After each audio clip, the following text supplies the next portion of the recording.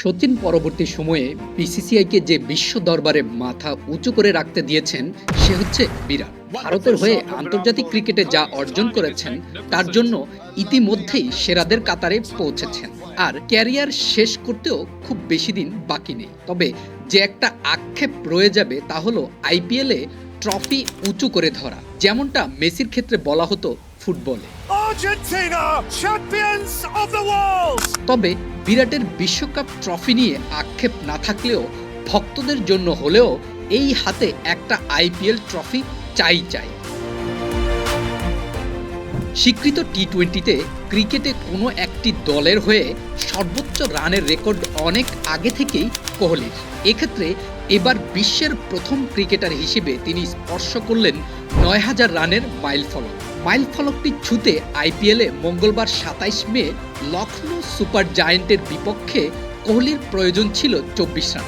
Run তাড়ায় পঞ্চম ওভারে আভেশকে boundary মেরে কাঙ্ক্ষিত ঠিকানায় পৌঁছান ৩৬ বছর বয়সী এই ব্যাটসম্যান।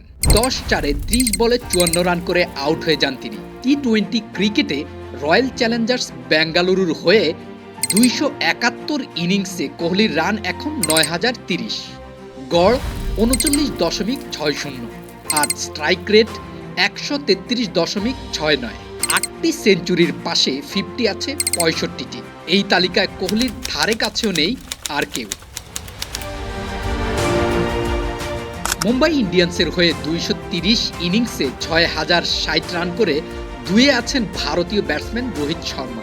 ৬,০০০ রান নেই আর কারো। আইপিএলে সর্বোচ্চ রানের রেকর্ডও অনেক আগে থেকেই কোহলির। ভারতের এই ফ্র্যাঞ্চাইজি লিগের শুরু থেকে বেঙ্গালুরুর হয়েই খেলছেন তিনি। এখানে ২৫৭ ইনিংসে তার রান ৮,৬০৬। আইপিএলের ইতিহাসে সবচেয়ে বেশি ৮টি সেঞ্চুরির রেকর্ডধারী কোহলি এবার সবচেয়ে বেশি 50 রেকর্ডও একার করে নিলেন, যার সংখ্যা ৬৩। এখানে তিনি ছাড়িয়ে গেলেন অস্ট্রেলিয়ার ডেভিড ওয়ার্নারকে, যার সংখ্যা ৬২।